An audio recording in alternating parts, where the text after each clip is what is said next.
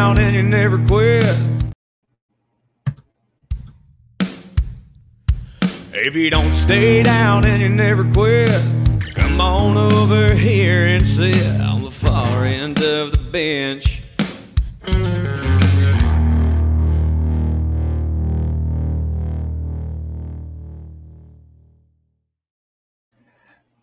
Is there anything else that we were going to start the week off with? My city, baby! Ladies and gentlemen, Denver proudly brings to you your 2023 NBA Champions of the World, the Denver Nuggets. Fucking 47 years. That does not sound real. I played this out in my head, in 2K, and everything you can imagine, probably over 1 million times, and it exceeded every single expectation I could have ever had for it. No, I'm glad we are here. We took the week off. We were celebrating. We were doing other things.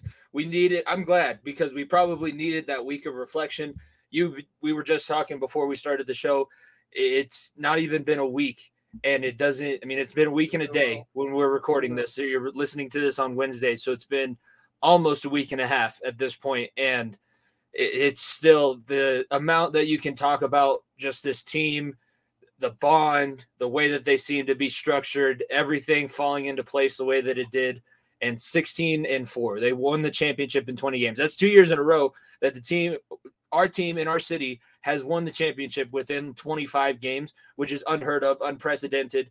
And 20 games, Jimmy. 20, yes. 20, 16-4. Both teams 16-4. Fucking, it ain't easy when you fucking dominate everybody. Just because the rest of you are ass doesn't mean diminish this fucking championship for either team. Niko, team. I thought these NBA finals were boring. I thought that these NBA playoffs were boring because the Nuggets had the easiest route to win the championship. All they had to do was slay two dragons, the super team that refuses to die in Phoenix, and Los Angeles, who has LeBron and AD, and not only beat them, sweep them so bad that LeBron goes into hiding for a month and a half in Europe, sweeps them to that point, and then you beat the Miami Heat in 5 games after game two, there was a lot of shit being talked. I texted you. I was like, I don't know how you dealt with this for so long because it was such a close game, and Nuggets did not play well. And then all I hear for the next day and a half is, the Heat have figured it out. The Heat know how to do this. They're going to watch out, Nuggets. Watch out. Denver's not going to do this. And they lost that game for me to be able to celebrate game 5 because it could have been 4. It could have been 4. But they lost that game so I could be there for game 5 and be there and witness something that I will never forget for the rest of my life. Jimmy, there are pinch me levels, and there's like, holy shit, 47 years this franchise has been around. 47 years. I think it's 38 of the 47 years they've been in the playoffs. Never been to the NBA Finals. Only 5 times have they ever been to the conference finals. I look, this is. I hate this is weird saying this, but this is a top 3 sports moment in fucking Denver history. This is Sakic passing the cup to Borg. This is Pat yelling, "This one's for John," and then there's this one. We are on that level. Look, last year's cup run, unreal. There is nothing like your fucking first. There is nothing like it. To get over that hump, to get to that point where this is the second biggest sport in the world behind soccer, the second biggest sport in America behind American football. The best team in the world and the best player in the world reside in some cow town in the fucking Rocky Mountains. How fucking unreal is that? Yeah, it's like it's right out of a story. Like, this wasn't what shouldn't have happened. And it's been other teams have tried to do this. I feel like the Utahs have taken their chances. The Indianas took their chances.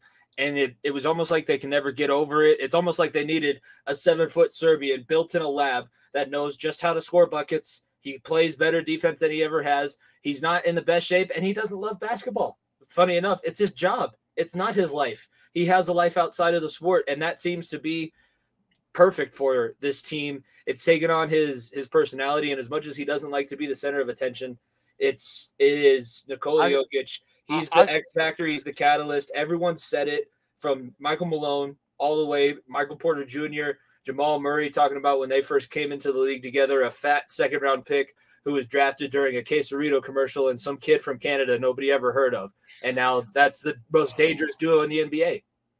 41st pick, man. Like seriously, like this is the man in this city. Like it was Peyton Manning until this point. I love Kale, I love McKinnon, but look at what Nikola Jokic has done to this city has taken us to a whole other level. I love all those that Avs team from last year, but it's hard to believe that this still isn't Sakic and Waz franchise.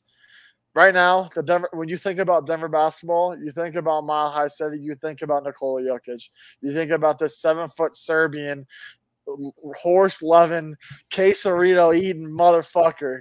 Okay, like the 41st pick, a guy that, look, everyone slept on, everyone called him fat, everyone called him too slow, can't play defense, can't do this, and then he leads the playoffs. Every single person throughout the whole playoffs in points, assists, and rebounds, and a defensive rating.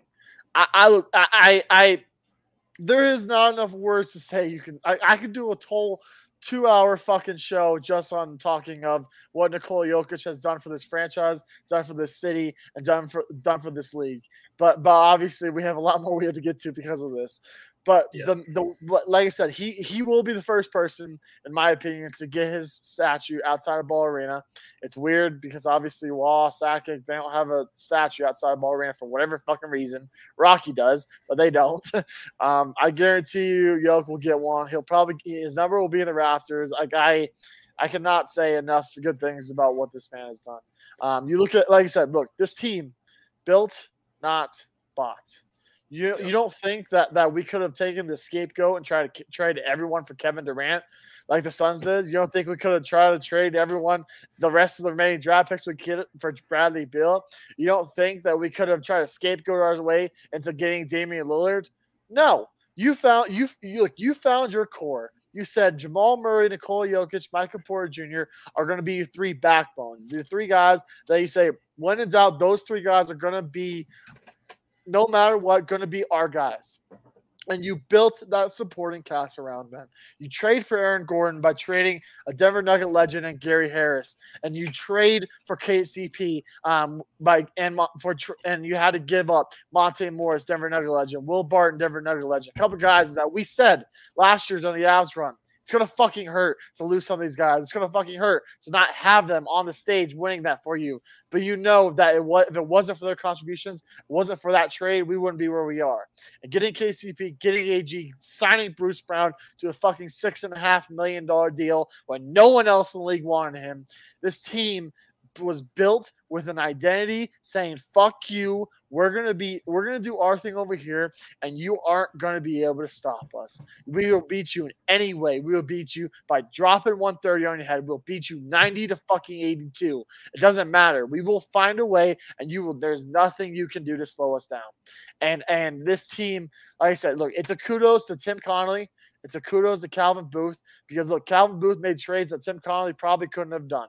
Trading his guys in Monte and Will Barton, and trading Gary Harris. Calvin Booth had the balls to say, you know what, we're fucking 2 pieces away. And this team was 2 pieces away, and it resulted in this. Yeah, I think this is a good point. I found a couple clips. This one that I found talks a little bit about that process and bringing the guys in. But we'll talk more about Bruce Brown, Christian Brown, and Aaron Gordon, because I think they deserve their own little mention as well, because they were a huge piece. But this is something that I found. So if you're watching on the YouTube, make sure you subscribe, follow at FEOTB Pod, and check out some of the stuff that we've been finding, because this has been a lot of fun, especially with the way that the city is reacting to this championship.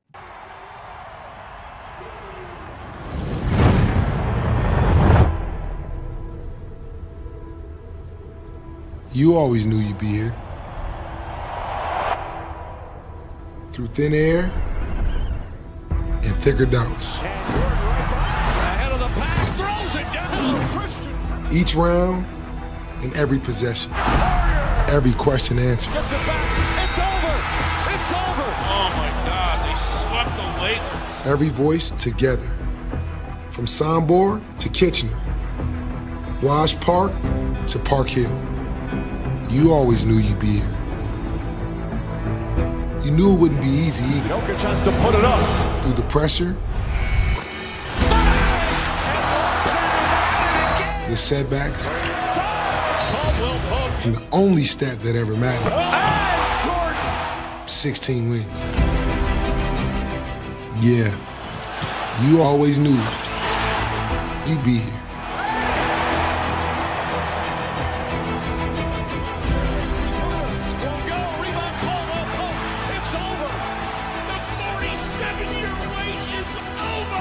And now, the world knows too. Here's to making it to the top of the mountain, Denver. You earned this view.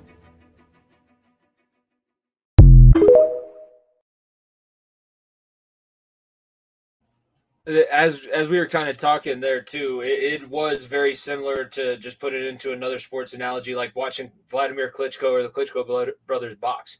Like, they were champions forever. They weren't necessarily the most talented. They could fight any fight that you wanted to do, and that's what the Nuggets proved. Like, that Sun series, they were scoring an ungodly amount of points, and then in the last few series, they tightened everything up. They're winning games with defense instead of offense, and every time they needed to respond, they got that. They didn't lose back-to-back the way that championship teams don't, and the guys that they had that accepted their roles, it's something that you just it speaks to the culture. Like I said, when you have guys like Aaron Gordon, who was a top 5 pick in the NBA draft, number 4 overall by Orlando, I believe it was 2016 or 2015.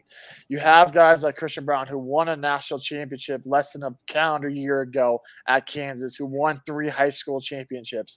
You have a guy like Bruce Brown, who was a starter in Brooklyn for a Brooklyn team that had championship aspirations last year, and they were one Kevin Durant foot on the line away from possibly winning a championship 2 years ago. You have all these guys just buy in. Jeff Green, fucking 18th year in the league, that said, you know what, I've only been to the finals once, never won it. And he said, all I need to do is play my 4 or 5 minutes and get my ass in shape and be like, you know what, I'm gonna give my all those 4 or 5 minutes. And if I need to guard Bam Adebayo, if I need to guard Jimmy Butler in the finals, I'll be ready for it. DeAndre Jordan, a guy who has been written off, has not played a lot of minutes this postseason. Only played like 5 in the entire playoff. Played 5 in the entire playoff, and I'm pretty sure 3 of them were in Game 5. Because when he jumped in for Game 5, Bam Adebayo was scorching our second unit, and he had to come in and slow him down. And guess what he did? Like, every single person bought in. Like I said, look, we talk about the championship mentality that this team has been looking for. KCP brought that. Obviously, winning with the Lakers in the bubble. But hell, Christian, you have a rookie that plays like a championship mentality, and Christian Brown, there's levels to this. He has won at every single level. 3 high school state championships, national championship at Kansas. Rookie, he seems to have figured it out yeah, already. he seems to fucking figured it out.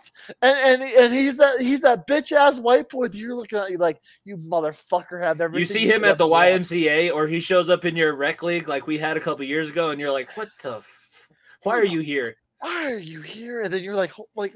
I mean, look, it's just this mentality that this whole team bought in and said, you know what? We're all here for one mission. That's to bring a championship to Denver. It's to bring a championship to those veteran players like Ish Smith, DJ, and Jeff Green.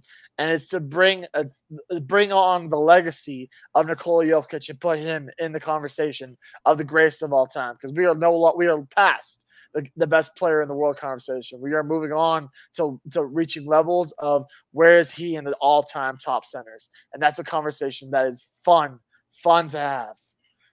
Yeah, I want to get back to Jokic, but before we move from Aaron Gordon and these other kind of unsung heroes, that is a guy who he's proof. If you get into the right situation, because in Orlando, that was the piece that they were going to use to try and put themselves back on the map. And he couldn't handle it. It's not his fault, because there's a lot of people in that situation that probably wouldn't have been able to handle it. And you put him in a place where he doesn't have to be number one, and he could just go out there and show off like the defensive prowess. I will lock down anybody that you put in front of me. I could shoot threes, and I'm the most athletic person around the rim. And a guy like Jokic, that's his best friend. That's his dream. And he's calling alley-oops to Aaron Gordon where he's not even involved in the play. I watched it. Yeah, I'm watching basketball breakdown clips where I'm actually learning the strategic breakdown. But he runs through the paint. Jokic grabs 4 of them. It's like the last never mind. I'm not going to say it because that'll be spoilers and I'll get in trouble. But he draws all the attention away from everybody, and then Aaron Gordon's just up back there. Jokic points. Boom. Oh, that's all we have to do. That's how we could score. He is the perfect player for this team. Like we talked about Jeremy Grant and that tough departure. What was it, 3 years ago during the bubble house, saying this could be the guy that could be the third or fourth guy to be that piece defensively and offensively. I'm gonna tell you right now, no one fits this team better than Aaron Gordon. And he ain't going nowhere. He ain't going nowhere. He's like, he is, after he retires, he's just gonna live in Denver. He's gonna be the crunchy granola guy with dreads. That's Aaron Gordon's future that I see. Look, there is a murder's row of defenders he had to face. Murder's row. Karl-Anthony Towns, Kevin Durant / Devin Booker. He guarded both of them at times. He had to guard LeBron James / Anthony Davis at times. He had to guard Jimmy Butler. That is 3 Hall of Famers, possibly 4 or 5, however you want to look at it. Like what his impact defensively and just being that guy offensively, like, you know what? I don't need to score 25 a night. But you know what? If all attention is going to go to Mike, if all attention is going to go to the Blue Arrow, it's my time. You're gonna disrespect me and put Gabe Vincent on me in the finals. Hell yeah, I'm gonna drop 25 on your head in game 1. Like it's the little things that are like that. You're like, you know what? This team just finds the exploitations of where can I just slice and dice you next? And maybe Jokic dropping 30, and maybe Jamal dropping 50, and maybe Aaron Gordon and Michael Porter Jr. dropping 20 each. That's the difference between this team and every single team that was in the playoffs this year. And correct me if I'm wrong. I don't know if you saw it the same way I did. They looked like they got pissed off every time there was a bucket scored against them. They took that personally every single. It's the Jordan meme. Like Miami would go down and score, and Jokic just sitting there with his cigar. I took that personally. Yes, I did. I wanted to go back and I wanted to dunk with my face in their nuts. That's what I wanted to do every time they scored on us, because the defense. Outside of game 2, I would say once Michael Malone got them back and pulled them in, and I think that's where we should probably go next is to Michael Malone, who is building a legacy like his predecessors. That's what happens when you're around good people for a long time.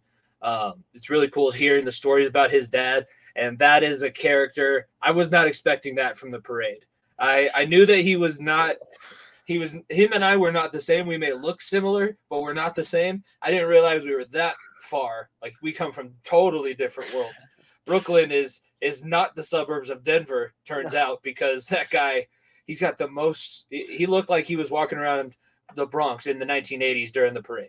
Oh man, I like I said, look, that parade was from Michael Malone. Like it really was. Everyone was a side character to him. Like the gold chain, the fucking holding up the sign, the shirt. They had the shirt, the crooked hat, the sign, holding up the sign, the shirt that says "Bitch, I'm a Nugget." Having that go viral. Like Vic Lombardi saying he came into this world as the son of a coach, and he's going to leave it as the Lakers' daddy. I cracked up so hard about that. Like it's funny, man. And Jimmy, breaking news: he may retire. Who knows? He may end up retiring. So make that headline news. So we'll see. And make the headline news. So because we can't have a little son over here in Denver because that 3-week vacation over there in LA or Santa Cruz or wherever the fuck LeBron I think he is. said he went to Europe. Whatever, it doesn't matter. He can't just fucking leave us alone because we have that much rent free in his head after sweeping their ass. So whatever, have your fun. You can talk about greatness all you want. It's our fucking time, and you're fucking gonna enjoy it, okay? And Michael Malone, like I said, look, not many coaches after 3 years with a team and not making a single playoffs would stick around with them. Seriously. Like you name another head coach, Jimmy, across the league that's obviously not the Popoviches, the Spoelstras, the well-tenured coaches that has lasted more than 3 years in a row without making the playoffs and stayed on the team.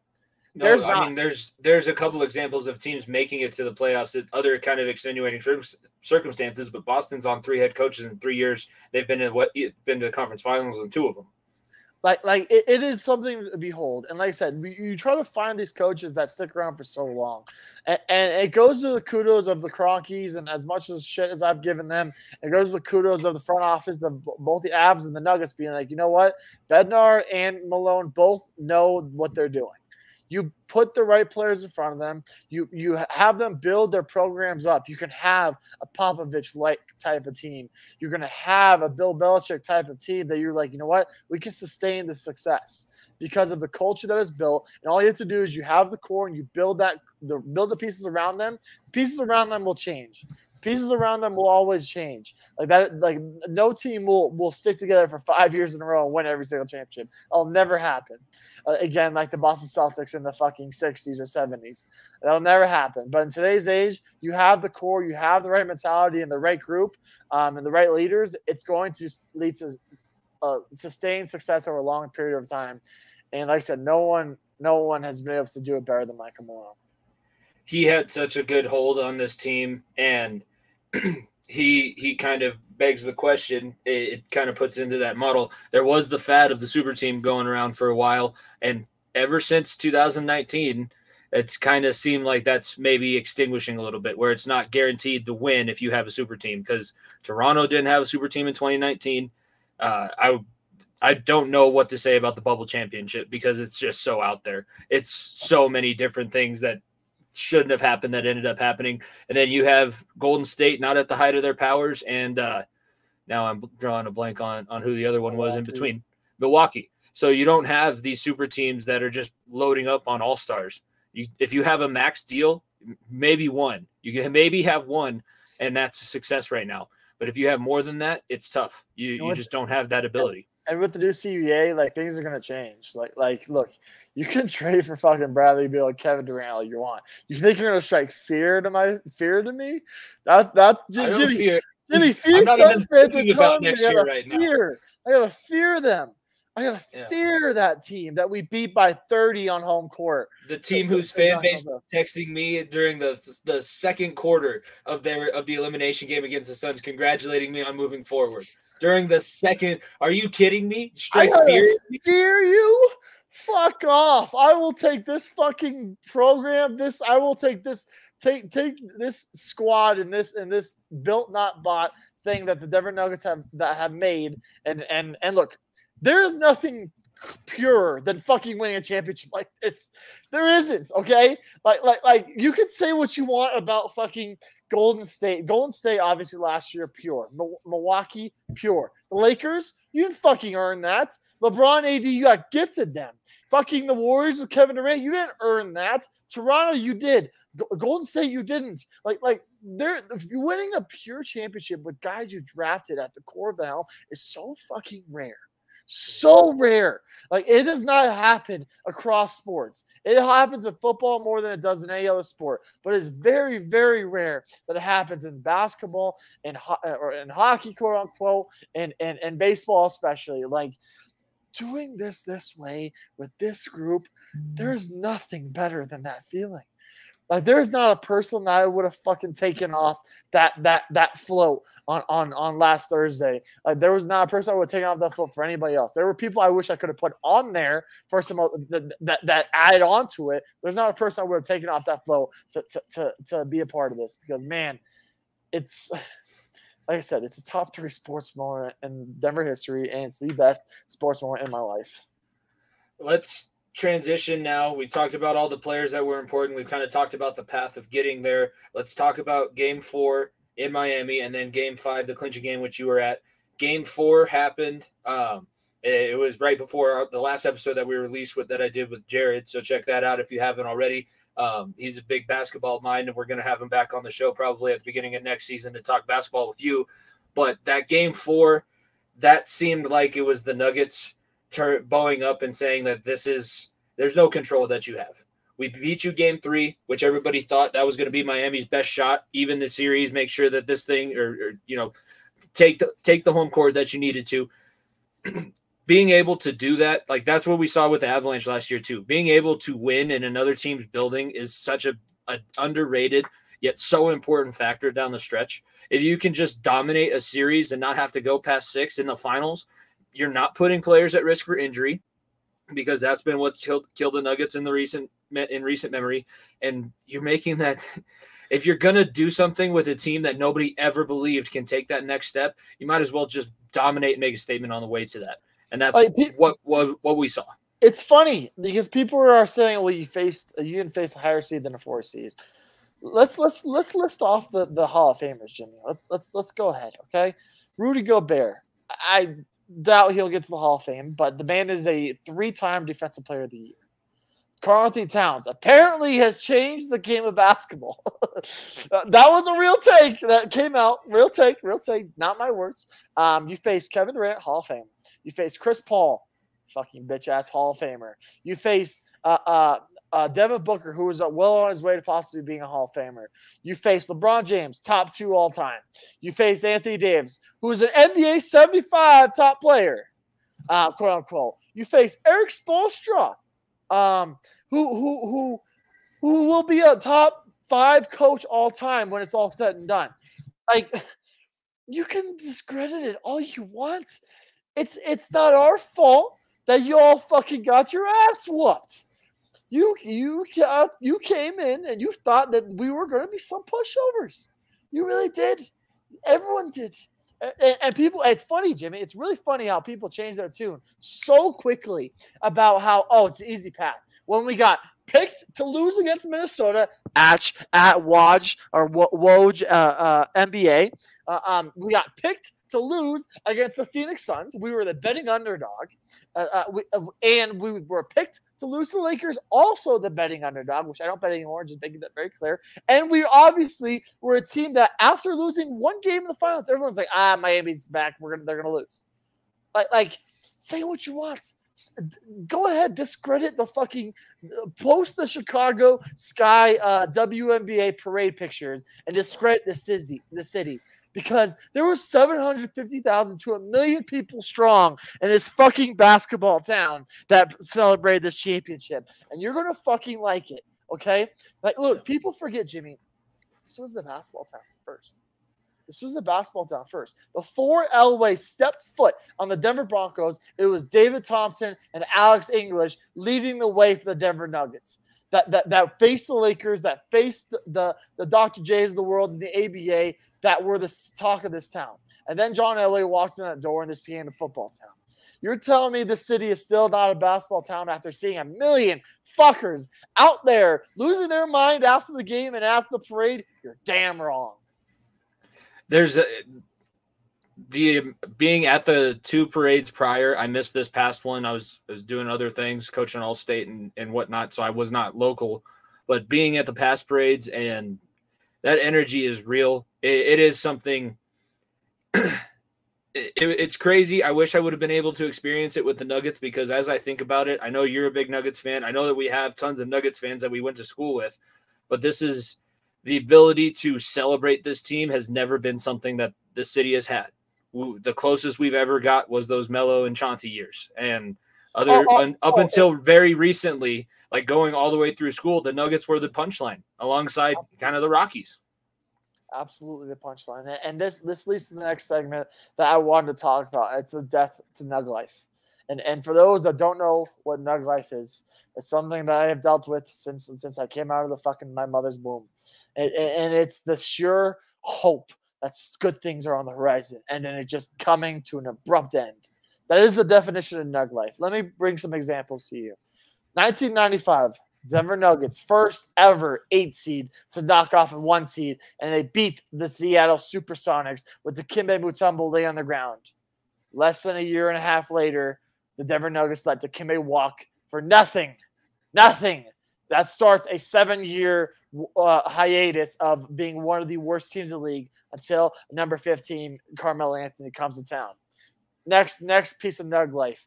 2009, Denver Nuggets are one Anthony Carter inbound pass away from taking a 2-0 lead against the Los Angeles Lakers in the Western Conference Finals, on a way to possibly winning a championship against the Orlando Magic.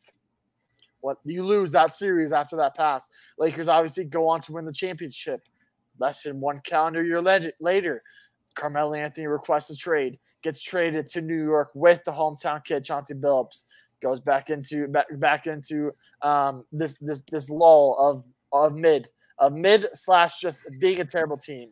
Then obviously the last one, the most recent one, you get to the Western Conference Finals. You have this incredible bubble run. You have this opportunity of hope that's saying we could be the best team in the world, that Jamal Murray and Nikola Jokic will be the next top duo in the world. You only lose to the Lakers because the Lakers had it in them that year. Less than a calendar year later, Jamal Murray tears his ACL, and he's out for 2 years. All of it leading up to this point. Jimmy, Nug life is fucking dead. It is dead. It is fucking dead. It is so dead. Like I kid you not, like every single little bit of hope this franchise has ever gotten got shot down within a calendar year. And this time, it all's paid off. It is all, every single quesarito. It is all, every single fucking doubter, every single racist comment on ESPN of why he's the best player in the world. Every single one of those fucking Philadelphia, Phoenix, or Lakers fans coming at you because your city is a flyover city. All of it paid off because you are the best team in the world. You have the best player in the world. And there's not a fucking soul that can say shit. I think that's a good part. We're going to drop in another one of these videos. This is courtside at the final moments, and then we'll have the final radio call, kind of like we did last year for the Avalanche. But this is courtside for those last 8 seconds. KCP getting a rebound, going across the court. You won't hear the commentary, but if you're watching on YouTube, if you're listening, you'll hear the energy that was in the building. And just remember, Niko was one of these, how many? 20,000, right? They jammed 20,000 into the arena that night. 580 something. Yeah, Niko's one of the voices that you'll hear scream once the buzzer goes off. But here we go.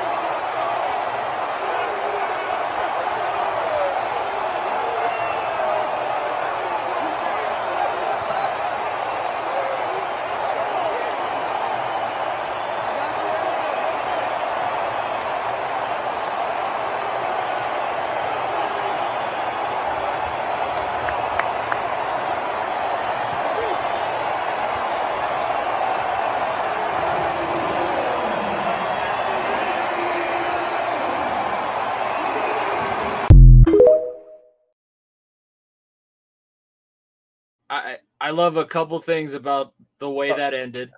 Go ahead. Not a single person left that building until they walked off the court. And when they did leave, I saw the videos, guys doing pull-ups on the street signs and then dropping into the crowd for a mosh pit. The celebration post game was something, and the parade was also something. We'll get to that towards the end of the show. But the couple things that I really love about that video, Michael Porter Jr. is a guy, especially for me on this show. Like I've always said, something needs to change because we don't need a spot up. We do need a spot up shooter, but that's not all we need from you if that's what you're going to be. You have to accept another role along with that. Yes, we need you to score, but if you're not scoring, which happens, we need to also be able to keep you on the floor. And Michael Porter Jr. seems like he's gotten to the point where he's okay with that. He's okay with having to play the defense, going back, blocking shots. We saw it in the first little montage that we showed, but he's the first guy running out and congratulating all of the people that were on the floor. You did not see any frustration that he wasn't out there when the game was coming down to the wire. He knew, it's not my time to be in there. We don't need a big three right now. We need defense. We need a stop. And once we win, I'm going to go celebrate with my teammates. Then obviously, as a guy who's coached kids, as a guy who now currently coaches and teaches kids, the way Jokic went and shook everybody's hand before he started his minimal celebration, that's the character that this team carries. I think that's why people are so shocked. Like we're not used to seeing that from today's professional athletes, but that was the very first reaction of those two guys that played very different roles and had different amounts of importance, but were celebrating with their teammates. Like that was all they ever cared about. And look, when I watched that video, there's a couple things that just pop into my head. Like it's people like the Lisa Johnsons of the world who's been with the Nuggets for 40 plus years and ticketing, and then obviously went to the front office. It's the Sparky Gonzalez's of the world who has been the trainer for the Denver Nuggets for over 25 years. It's the people like my dad and the people sitting around us that sat through games on Wednesday nights against the fucking Pelicans that there was not a full stadium, that sat there and enjoyed the game, that got to be there, a part of it, and hug each other after the game. It's all those people that the multiple thousands of people that all have season tickets to come watch this little basketball team in a non-football town. Like all those come into mind because look, it's for all of us. It like as much as this is for Jokic, it's for all of us. There, like I said, I'm getting a little teary-eyed because this is just the feelings of like what happened after. Like walking around the stadium, like my dad and I, first thing we did when we walked upstairs, like, holy shit, they're selling the shirts. We go right in line and we get the shirts. The guy in front of us was telling us about how his parents had been 45 or been season ticket holders for 40 years, and his dad passed away 2 years before. Like, and he owns the tickets now. And my dad said, this is for them. Like it's little things like that like the whole city, like. Fuck. It's the whole city that just gets to enjoy and be a part of this, that people waited for so long with this basketball team. And like I said, we don't have the royalties of being a Broncos city. We don't have the royalties of getting all the best players of all time like the Colorado Avalanche. We had to build this way, and that's how this franchise was built too. Like just being built from the ground up, being like, it's us versus the world mentality, and the fan base and all the people behind the scenes, like Mike the card guy too, who got to be a part of the parade, funny enough, who sells me my basketball trading cards and been there for a long ass time. It's for people like that get to enjoy this, that just brings all those moments back. I think that's one of the reasons why we've done this show. We wanted to start this show for a long time. And I know exactly the feeling that you're talking about and the reaction that you're having, because going into the Bengals Super Bowl, I was getting teary-eyed. I got teary-eyed on my walk the morning of the AFC Championship game before I even knew that year that they were going to go on to the next round, because it is like when you put into perspective you're just a fan, right? You're just a fan, and it doesn't matter to you in the grand scheme of things because your life doesn't really change when your team wins a championship, but it feels that way because you watch these guys, you invest in these guys, you invest in the response, you invest in the work ethic that you trust them to give for your city, representing the team that you are there for. That's why it's important. And for every argument that this wasn't exciting, people didn't like these finals, come spend a week in Denver and tell me how much we don't enjoy this, because that is, even people that are like myself and aren't basketball fans, this is something that I didn't think I would see, and it's something that it's a luxury, and it's not lost on me the importance of celebrating it for the city. Oh man, like I said, what the city has jumped on this back of this team, this franchise, has just been something I've never seen before. Like I said, we weren't alive, around for when the Broncos won their first Super Bowl, when the Avs won their first cup. We were there obviously when the Broncos won it. We were there obviously when the Avs won it last year. Like there's nothing like breaking a curse, breaking the seal. Breaking the seal, like it is something to behold. It really is. And like I said, it'll be a moment I will never forget for the rest of my life. Never. Like there will never be another thing that I will ever go to in my life that'll be more satisfying than being at that game. Like I don't know if I'll ever go to the Super Bowl. If I do, it's highly unlikely the Broncos will be in it. Like I'm not going to pay that stupid amount of money for a Super Bowl ticket. That's maybe the only thing that will ever top it. Like I cannot say enough words about this team, this fan base, and like I said, people. Where else in the world today can you find 750,000 to 1 million people all there just hugging each other, high-fiving each other, just being there for each other for no other reason than a team fucking winning? Like like there's people out there that don't realize the moments and what sports can do for people. There is no better unifier in the world than sports. It doesn't matter where the fuck you're from. It doesn't matter how much money you make. It doesn't matter who you love. It doesn't matter what where you come from. Like when you reach a fan base and a team, that's all that matters. That really is all that matters, and it is a sense of hope, a sense of joy that this team and franchise has brought to the city. I think I'm going to put this forth to you. Do you want to do the future of the players after we listen to the radio call? Do you want to do it before? Let's do the future. Let's do the future after.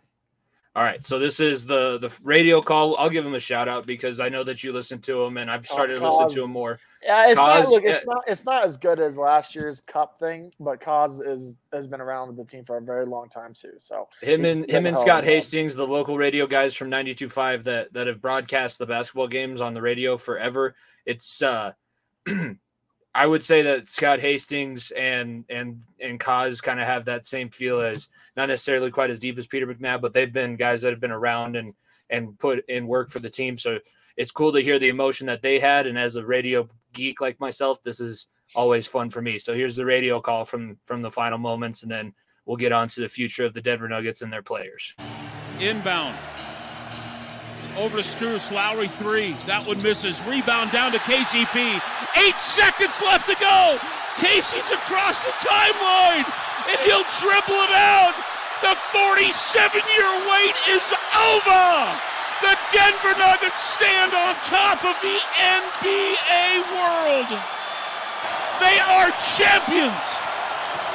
And Nuggets fans from sea to shining sea can rest or die in peace. It's definitely a lot quicker than the one that we had last year. And like I was saying before we started, I don't necessarily know about the ending of it, but in my mind, McGahee had his plan, like he had written something out that he wanted to say, and Kaz was just going with the feel of the moment. Like he put all that frustration of because he was the broadcaster during those lean years. We mentioned it last year when the Avs won. Going to Ball Arena in like 2013 to 2016 was just depressing because the Nuggets sucked and the Avalanche sucked. Oh my God. Both teams were god awful, and these guys were here through that. And he wanted the feel of all of that frustration in his call. I think that he got that. And that's something that's unique to the city because everybody who wasn't able to attend and weren't watching on TV, that was the way that they found out their Denver Nuggets finally won the NBA championship. It was surreal. Kaz has done such a great job over the years. Like, and for those who don't know who Kaz is, just you can find you'll know exactly who he is because you can pull it up on Twitter. If you look up Michael Porter Jr. in a post-game interview, he's the guy that fucking poured champagne down his mouth and threw it all right back up on his face because he has this stomach thing or whatever that he had surgery on that he can't take bubbles. So yeah, that video, the one that goes on around a bar, so be like, what the fuck's going on in this video? That's the play-by-play guy, literally in the background, the voice you just heard that just yacked up all the bubbles. Okay, and then Katie wins, you losing her mind. Yeah, that now people have a face to a person, but yeah, Kaz is one of the best in biz. So it was really cool to have them have that moment too. All right, let's get on to the future things, and I think we're going to start with Brucey B, as he was referred to in the parade, because that was the guy that everybody was wondering about. He is up for a new contract. He did play probably well enough to earn himself a good amount of money if he decides to go somewhere else. Michael Malone, in his inebriated state on Thursday last week, didn't think that he was going anywhere, but what do you see as Bruce Brown's future? And how is that going to impact the Nuggets? I am fully expecting Bruce Brown to decline his player option here. We're recording this on Tuesday. The show's coming out Wednesday, and the 21st is the last day he can make the decision. So obviously he's waiting. He right now is still trying to recover from his fucking Vegas trip after he posted on Instagram Live that Jokic completely fucked him. So he's still trying to recover from that. I'm not sure. Maybe that will help sway him to pick up the option, but I'd be highly surprised if he does because he deserves a payday. Like I said, this is a guy that I think it was 25 out of 30 teams said no, thank you. You're not. If you want to come here, you're not going to get play time. And Denver Nuggets said yes, we will take you. We know what you do, bring defensively and do all that. And if you don't think that's in the back of his mind, it absolutely does. Like I compare this to Nazem Kadri or last year. It's very similar, right? It's a guy that comes in that's a no name on his previous franchise. He comes in and becomes a star defensively and does all the right things for you. Because of that, they usually leave and get a bigger payday. And you know what? If Bruce leaves and gets a payday somewhere else, I won't blame him. Not even in the slightest. He'll absolutely deserves it. He deserves upwards of 15 to 16 million. The Nuggets right now be lucky to get if they can get him for 10 million, it'd be a blessing in disguise. Hell, if he picks up this player option for 5.6 million, I may actually cry tears of joy. It would be a miracle. But man, and look, Bruce Brown has meant so much to the city, so much to this franchise, and is a guy that obviously a lot of people are going to be sought after because of how well he's played. He's a guy that a lot of contenders should be circling. Like he should be the number one name on a lot of teams to pick up the house. If you're Boston, if you're Milwaukee, if you're the Suns don't have cap space anymore. If you're Lakers, if you're the Warriors, if you're any of those the Grizzlies, you're a contending team. You have room. He is the first call you make. Plain and simple. What he does defensively and what he can do offensively for you off the bench or in a starting role is better than a lot of guys can do. And he, like I said, I hope he sticks around. Like I said, this is the thing with same thing with Kadri. I'm not expecting him to pick it up, and I'm not expecting him to do it because when you have a chance to get paid, go get fucking paid. Plain and simple. That's just how it goes. Okay, like you did what you came out to do here. Plain and simple. You really did. Which way do you want to get greedy? Win another championship and risk losing $10 million or more? Or go somewhere and play in fucking Charlotte for $15 million and $20 million and live a life. That's what Kadri's doing in Calgary. That's what Bruce might do now. And like I said, like we have no hard feelings for Nas doing that, I will have no hard feelings for Bruce for doing that. Like I said, I just would love to have him around another year. It would be an interesting thing if he did. That would lead me more that this culture is even further set in stone. Sticking with kind of the guys that were coming off the bench more so, Christian Braun. After his rookie season, he's obviously not in need of a new contract anytime. He'll be a guy that is going to be expected to be the sixth man now. Next year, he is going to be that big of a key piece for this team. He's going to be expected to be the first guy off the bench offensively and defensively. He's going to need to take that next step offensively that he maybe didn't show. Maybe he showed that athleticism, showed that versatility defensively. Now it's time for his offense game to take that next step because we're going to need him. Like you said, you don't know if you're going to be able to get Jeff Green back. You don't know where the rest of these bench pieces are going to go. You will be the focal point of this bench, plain and simple. There may be nights where you start as well. Like don't take that out of the question. So he's a guy that's going to have to take some big leaps next year. And like I said, what I saw this playoff run and this season from him, there's no doubt in my mind that he will.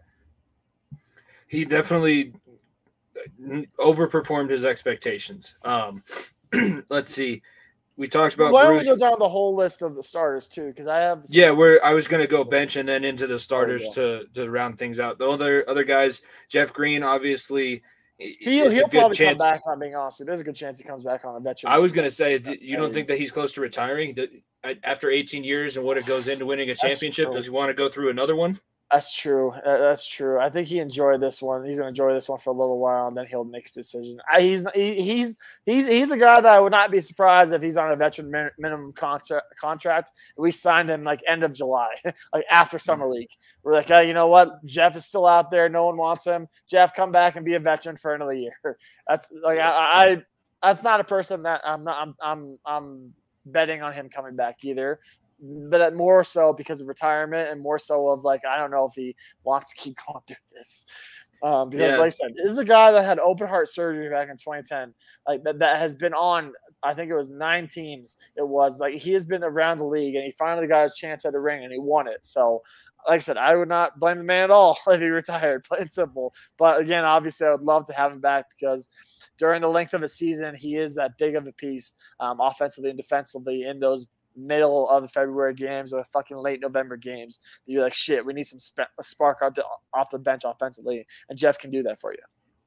Last guy that I'm kind of thinking about off the bench, he didn't play in the final games, wasn't suited, but Zeke Naji is one of your more recent draft picks, and if you are going to be losing these guys that are on your bench, would you be comfortable having him be, let's say we fast forward an entire season, and now he's one of those guys that's playing a Jeff Green role, a Christian Brown role, a Bruce Brown role, coming off your bench. Do you see him ready to take that step, or is it going to be a lot of work over the summer and possibly something we don't see until the middle of next season? I believe he has a player option. It might be a team option. I'm not entirely sure, but it's a name that has come up in trade scenarios. Seriously, it really has. If Bruce Brown doesn't decide to resign and go somewhere else, it's a name that you could throw out there for a trade bait for possibly Chicago if they blow it up, and you can go get Caruso, for possibly for Oklahoma City if you want to get a Kenrich Williams and use him off the bench if you do lose Bruce Brown. That's the big question here, because look, Zeke is not necessarily going to be the backup center here. It's hard to think about that. You're just it may be something that you chase after in the draft on Thursday, which is fucking crazy. A week and a half later is draft. It may be something that you go chase after in free agency, maybe a young center that is up and coming that no one wants to sign. But like I said, I'm hard pressed to think that he'll be the backup center, because he had his chances this year. He really did. Then you saw obviously the acquisition of Thomas Bryant. You had DeAndre Jordan on the team already to help mold him. It remains to be seen. It really does. I don't hate the guy. I think he has an upside, but he's not a guy, in my opinion, that will get play time in the playoffs, and that's including next year. Still next year. So do you take a gamble on trading him and possibly a couple second-round picks or a future whatever fucking pick you want to throw out there and go get another Bruce Brown prototype? Obviously not Bruce Brown type. There's not many players at the exact level of Bruce Brown. But you'll get another prototype level person and hope that Peyton Watson can come in and be your backup 4 and possibly play that stretch 3 and move Aaron Gordon to the backup 5. There's a lot of maneuvering parts how you want to do with Zeke. I just don't see him as a guy that will play big-time minutes in the playoffs off the bench for us next year. So that's the question where it comes in. Do you move him in a trade for another guy or see what you can do for him? NBA offseason is known to have some unexpected wrinkles in it. So he's one of the names that I recognize. So that's why I brought him up. But that's also, this team is built on developing draft picks. How long do you wait to start developing that next wave of draft picks? Or do you, there's a time limit that all of these GMs follow. Moving on to the starters, I'll say that it's in rank of importance moving up the list. So we're going to end with who, but let's start. I'll say KCP. I think that he brought a lot to the team, and the fact that he's won a championship before, had some moments where you're like, dude, you've won a championship before. You can't be making these mistakes, specifically game 2 when you're fouling beyond the 3-point line. But other than that, a solid 34 minutes. And I believe that's about how much he played in each game. Was a leader up and down the floor. I don't know, his contract situation better, but what is KCP's future for this team? He's locked up for another year, so he'll be on the team next year. I with KCP, look, we're gonna lose some veteran pieces on the team. I would expect him to be the veteran guy, quote unquote, in this locker room. Like I said, look, it's weird because the guy's won 2 championships now, and like I said, look, the Lakers trade him less than a year later, less than an offseason later for Russell Westbrook to try to repeat. Let's not forget, if KCP can go, has been on I believe 5 or 6 teams. He has a chance to go down as Denver Nuggets. This is a chance for you to build your home, build a fan base here that, you're going to be that 4th or 5th guy, maybe a 3rd guy if it needs to be on this team night in, night out. And now, like I said, it's his development as a leader that will affect the Colin Gillespies, the Peyton Watsons, the Christian Browns of the world taking that next step. It absolutely will be. So that's what I expect out of him.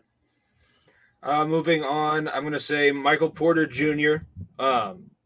He's obviously not going to go anywhere. He's a part of that core that we talked about.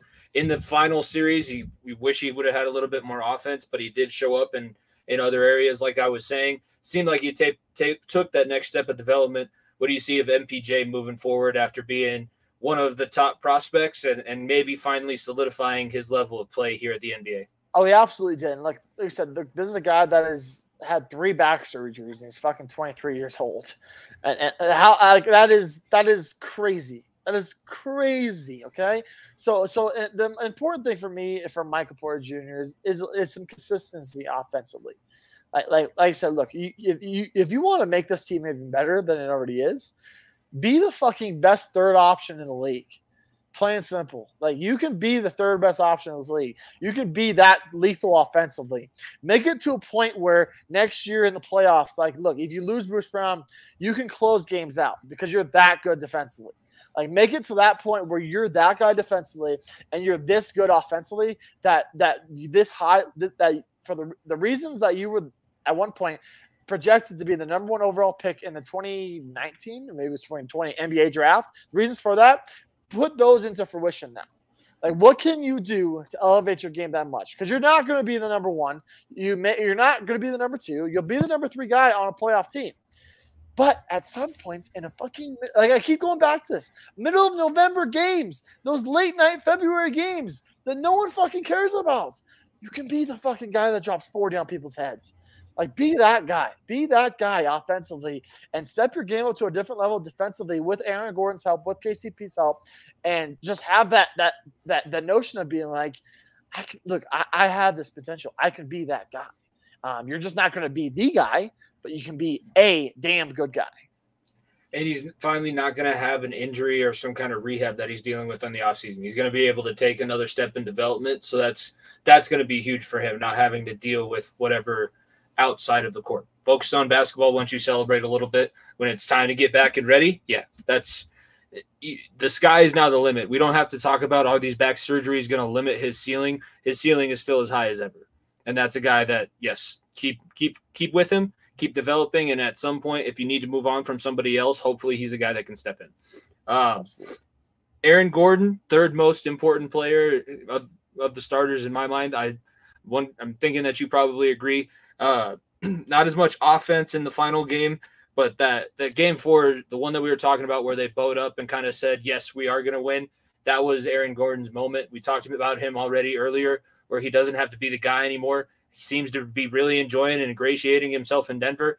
And he's a guy that I'm cool with sticking around being.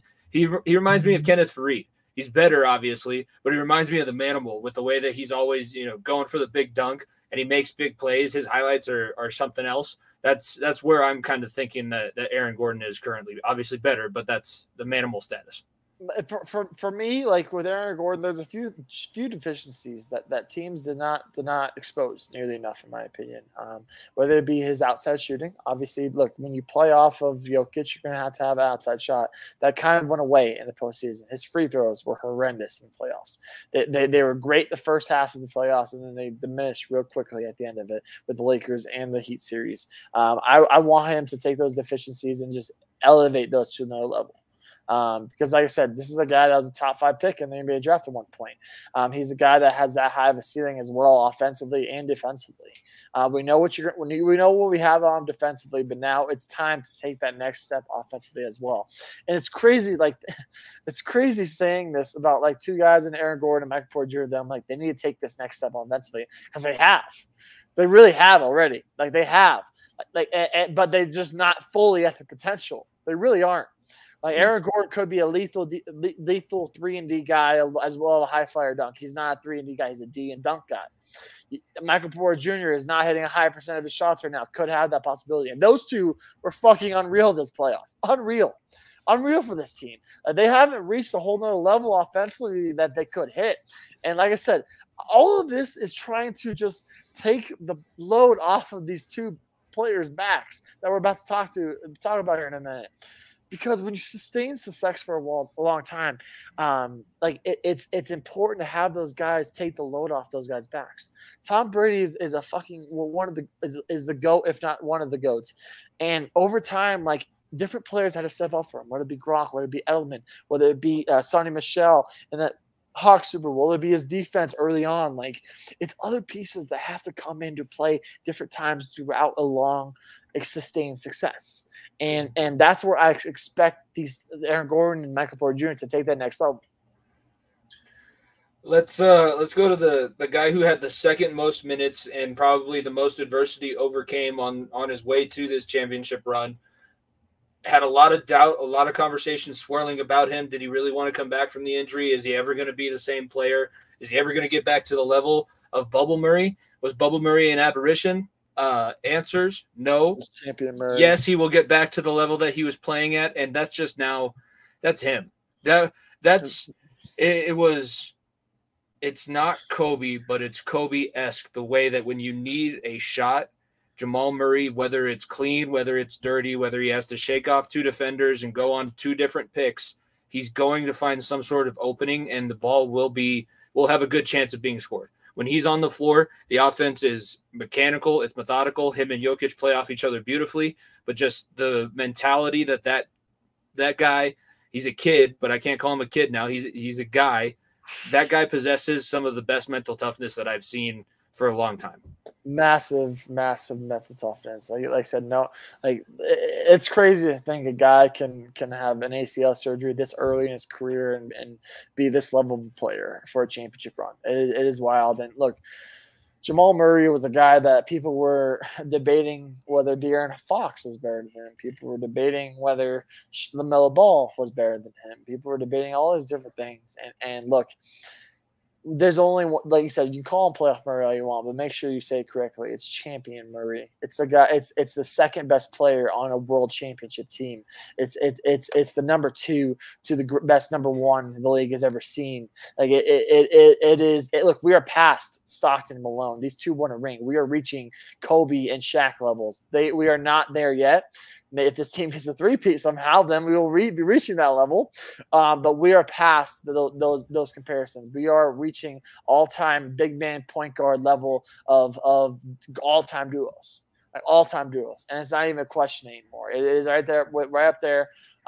With, like I said, with Kobe and Shaq, plain simple. The Kobe, Gasol types of level of guard big man connections. And like I said, for me, in my opinion, Jamal Murray, give him a fucking respect. That's what I want to see out of him now. Like he is a top 3 point guard in this league. Like I can confidently say that. Look, people are saying out there he's the best point guard in the league. I'm not going to go that far. I still think Curry is unreal. I still think obviously the likes of Ja with all his off the court shit is still incredible. But Jamal Murray is in the conversation, ladies and gentlemen. Like he is top 5 without a doubt. And look, you can do whatever, say whatever you want about him personally, say whatever you want about him defensively or whatever. Like there is not many people that I would rather have the ball in my hands at the end of the game than the 2-man game of Jokic and Murray, plain and simple. And I would hard press to believe and try to find someone that would disagree with that. Because with the game on the line in the league this year, in the league with the current way the league is set right now, there's not many people that I would rather have the ball in my hand than those 2 guys. And that brings us to I'm going to call him Superman. I think Murray can get Batman. Jokic will be the Serbian Superman. 42 minutes played. He was 12 of 16. Just 28 points. We could probably list accolades for a couple hours. I'll throw this back up there because that kind of covers it. I texted you right after. Very nice of the NBA to give us a glimpse inside of Jokic's 2K run, because that's the only place where I've seen – you don't do this. You don't lead the playoffs in all 3 offensive categories. You don't prove beyond a shadow of a doubt that you are that much better than everybody else. This is the NBA. These are the best players in the world. Bam Adebayo is an international Nigerian player. Top 3 defensive player in the game too. But that's when we talk about the NFL, we'd say that they're the best in the world, but really we don't have the ability to test it against the best athletes from around the other countries. Basketball, you can. And he is the best. He proved it. 30 points, 13.5 rebounds, 9.5 assists. Finals MVP. Jimmy, like I see that stat line, and that's another Tuesday night for me. Like seriously, in all seriousness, like when I see stat lines like that, it doesn't faze me anymore. Like, it really doesn't. I see 9.5 assists, and I was like, oh, it's not 10? Oh, shoot. He didn't average a triple-double? He didn't average a triple-double? Fuck. Like, I don't know if he's him. Like these are the levels we're talking about this human being. Plain and simple. People, you look at him. Jimmy, when you look at this human being, like look at him as a man, you can call him a flat top. You can call him a fucking non-athletic human being. You can call him all this. The man plays a mile above sea level and has missed less than 15 games in 4 years. Okay? But when you talk about peak performance, when you talk about stability, when you talk about what's the correct word? In shape. Talking about being in shape. Yeah. Nikola Jokic defines that. Is he gonna fucking run up and down the court on your ass? No, he's not. He will find, but you know what? When he needs to have that little burst of energy, he will use it. There is no one that epitomizes what getting the job done when you need to get done. And Nikola Jokic. And look, I said this at the top of the show. We're done chasing the best player in the league conversations. We really are. We're entering conversations about best center of all time. Like I'm not there to put him above Wilt. I'm not there to put him above Bill Russell. I'm not there to put him up above Shaq, not above Kareem. But the conversation starts creeping in about Moses Malone's, the David Robinsons, those likes of the worlds that you're like, he could be in that conversation. Seriously, in all seriousness. Like, look, once Giannis won that championship 2 years ago, he became a top 3 power forward of all time, right up there with the likes of Dirk and KG, and maybe top 4 with Tim Duncan as well. We are having these conversations with Nikola Jokic. Philadelphia, congratulations. You won the pity MVP. The real MVP, like I said, was handed out on Monday night at 1 mile above sea level. Okay? You guys were complaining about the Philadelphia Phillies on your sports radio shows. We were talking about the real MVP in June. That's all you need to know. So, like I said, now we're talking about legacies, Jimmy. I've said this jokingly a couple times, and I really don't mean it, but I kind of do. If Jokic retired, just said, I'm done. I'm gonna go do horses. I don't care. You know what? You did what I have been waiting for my whole life, okay? You have done everything I could have ever wanted from my favorite team growing up. Everything. You have that right. You absolutely have that right to do whatever the fuck you want, okay? But if you're so inclined... Just please don't do that. Don't do that. Just please don't, okay? Please don't. I want to have a little more... I want to have some fun for a couple of years, okay? That's all I'm asking, okay? But for my sake and the benchwarmer's sake, we can't have Niko drowning himself in a bottle of tequila again. Hey, you know what? That tequila will be 1800 fucking Crown Royal Jamal Murray NBA championship tequila. So I don't give a fuck, okay? So, but in the reality, like I said, look, this man is now reaching all-time greatness, and the conversation started rising about where he is on the all-time. That's where we're at with this man. He doesn't need another MVP. He doesn't need another all-star appearance, even though he will be every single damn year. You know he'll be in the MVP conversation next year again. Like we are reaching levels of where does he rank all time. That is the conversation we're having with this player. And that is just crazy to think about. Crazy to think about. He is the greatest draft pick in NBA history. Like this is like, I'm not comparing him to Tom Brady because Tom Brady won 7 Super Bowls. But my God, if Jokic wins 3, it is the greatest draft pick in NBA history. At 41. The man wasn't fucking announced on TV, and he is this level of a player. Like, I jokingly say this. Let me reiterate. I jokingly say this. There's not many women that will be able to satisfy me the way fucking Jokic did this offseason, okay? The fucking pure joy. I'm joking, but the pure joy this man has brought to my fucking life, you have no idea, okay? I am a single man. And look, they're like, I've had some very, very friendly people in my life, including a lot of women that I have enjoyed their company. But no one has brought the fucking joy this man has in my life, okay? And that's fucking, you can say whatever you want about that. You can tell me I'm fucking weirdo saying that. Pause on that. Yeah, pause on that. But man, I don't look. I don't know, Jimmy. I don't know if I'll have this much fucking joy at my fucking wedding. Okay, I probably will. But man, I don't know how to get much higher than this. Okay, maybe when I have a kid eventually down the line, maybe that high will probably reach that. But I'm a long ass way from that. Okay, this man has brought everything to me. He is something else. He's one of those guys.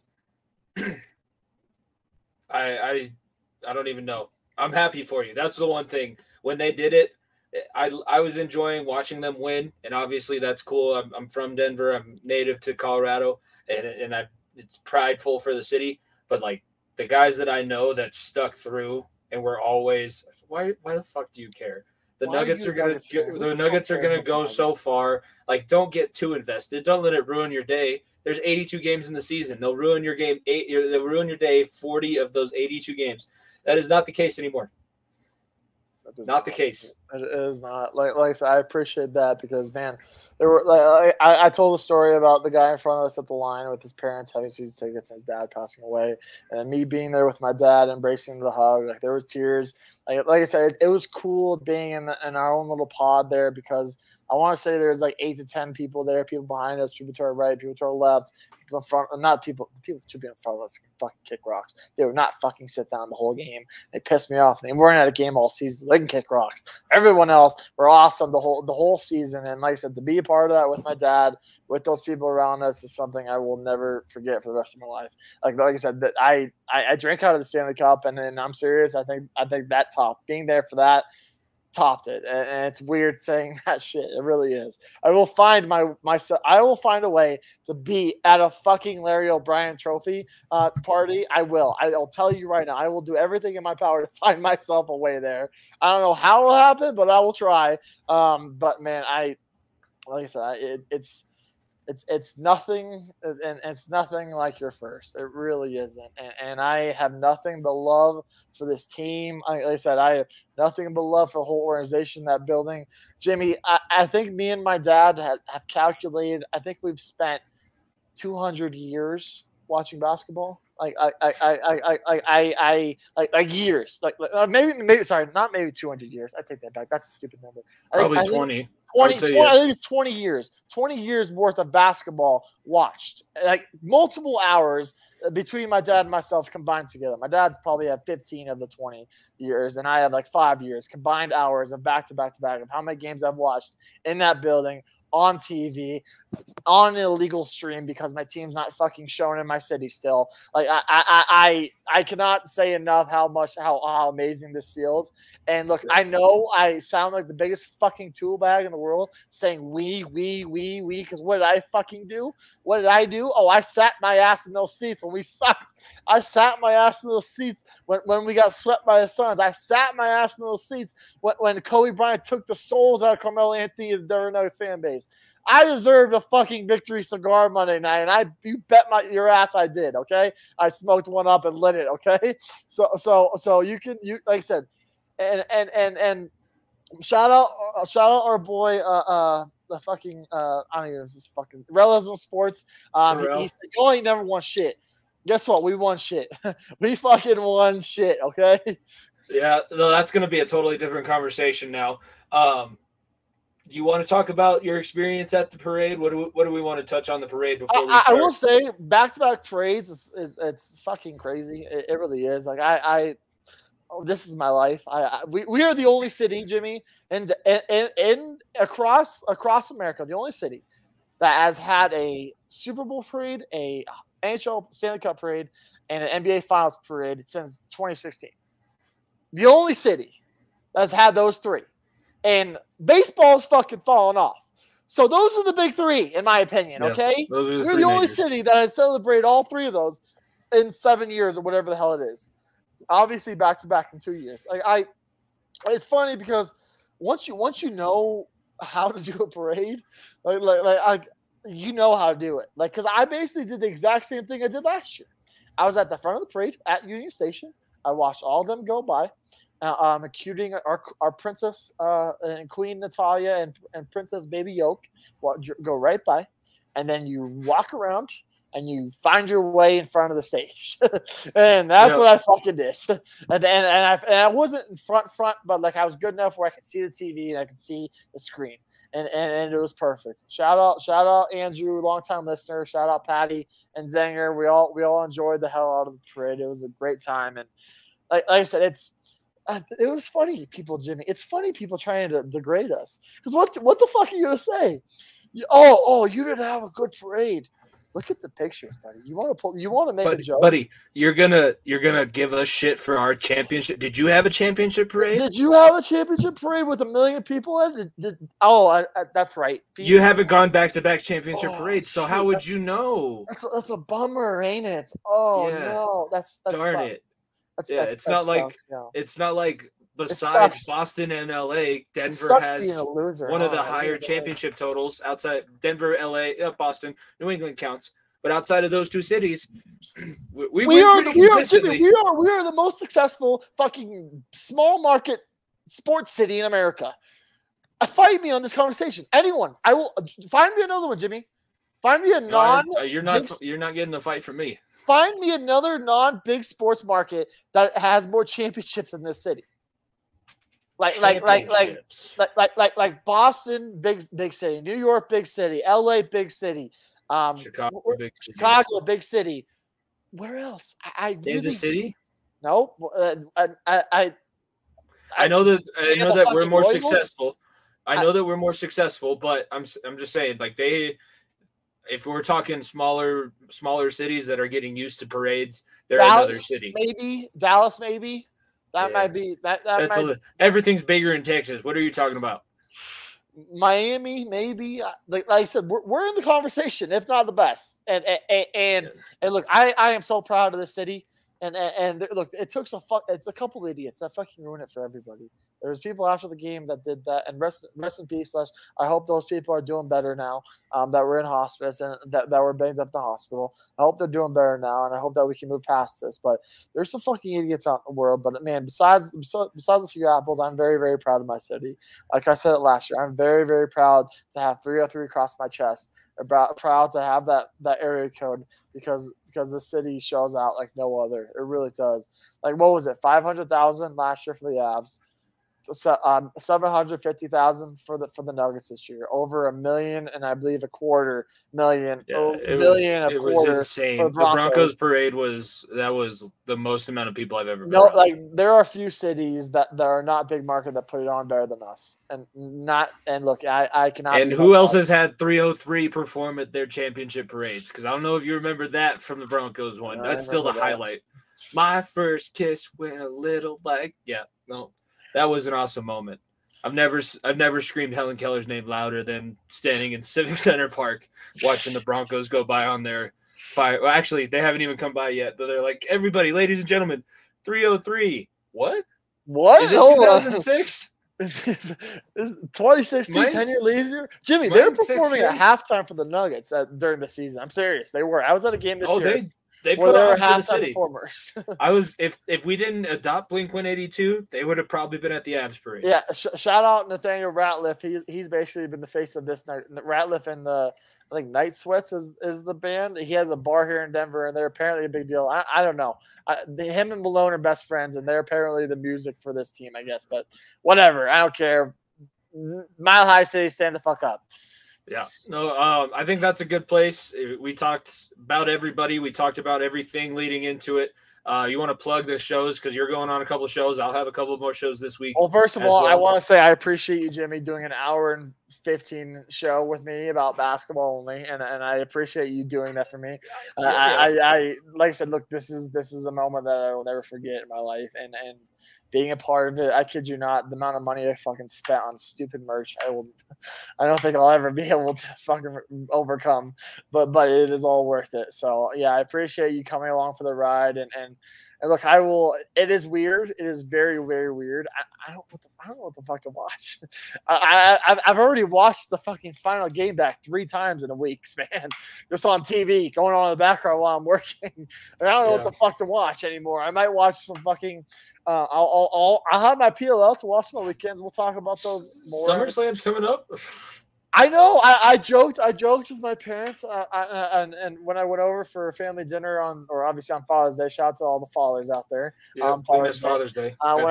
We were watching on TV. I was like, "What the fuck am I watching?" I scrolled through and I was like, "Oh shit, Monday Night Raw's tomorrow. Maybe I'll watch that." It's been getting good too. It's that weird time that I'm like, "Fuck, what am I gonna watch?" Oh, wrestling. I guess we're back. Hello, darkness, my old friend. Exactly.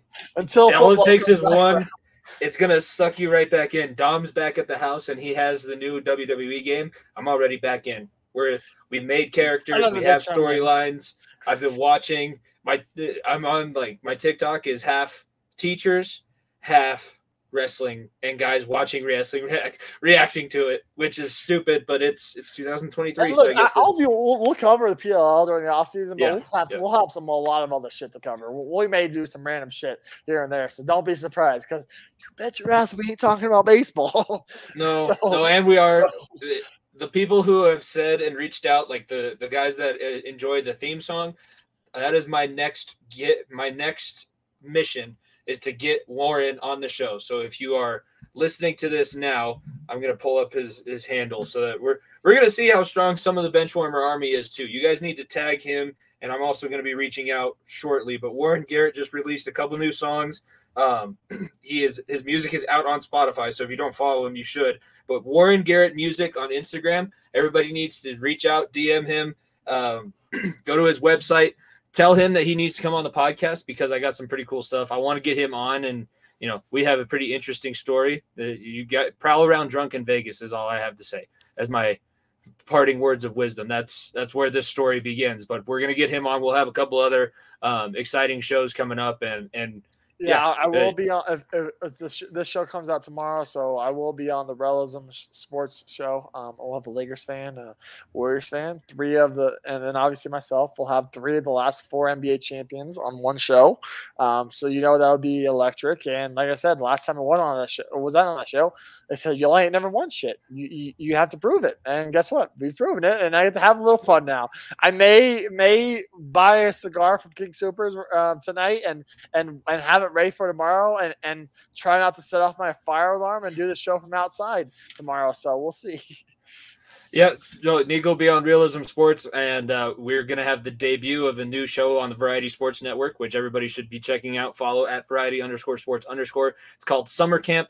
Darren, who we've done a whole bunch of shows with VSN on. He's the Fat Boy Fadeaway guy. He'll be on there tomorrow. He'll be on. Well. He's going to be on with Niko tomorrow. He's also going to be on this show, Summer Camp. Darren and then Brandon, the VSN CEO, were 3 of the teachers that also work on the network. So we're going to give ourselves and the teachers who we might have listening across the network and on our show, if you're interested, we're going to kind of just talk about some of the we're having snake drafts. So that's going to be one thing. We're drafting the best summer games on our episode tomorrow, or today, as you guys are listening to this on Wednesday. It's going to be live. You'll be able to watch it back. But check out Summer Camp. It's going to be consistent, like every week in the summer, and we're going to keep it going into the school year also, because dealing with 12-year, I think we all deal with under 8th graders. So dealing with less than 13-year-olds on a daily basis, we're not going to run out of stuff to talk about. That's one thing that I can guarantee for that show. It would be electric. I love snake drafts. And maybe we have to do something like that during the off season, because like I said, we have to come up with something. We'll figure something out. We've had enough segments. We could come up with segments on this show, and that's basically, we were doing it backwards. We were trying to do the segments during all of the seasons, and it got too jumbled up. This is where our segments we can do whatever back. We want. Yeah, we got to start finding our weird. Yes, let's dip into our creativity.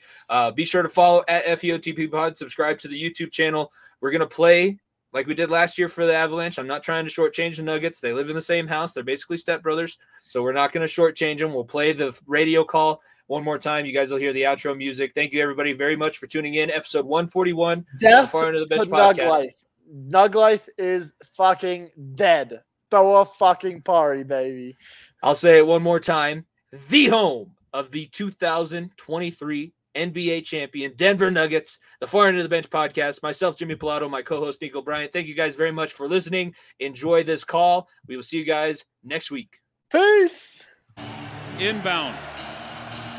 Over to Strus. Lowry 3. That one misses. Rebound down to KCP. 8 seconds left to go. Casey's across the timeline, and he'll dribble it out. The 47-year wait is over. The Denver Nuggets stand on top of the NBA world. They are champions. And Nuggets fans from sea to shining sea can rest or die in peace. If you don't stay down and you never quit, come on over here and sit on the far end of the bench.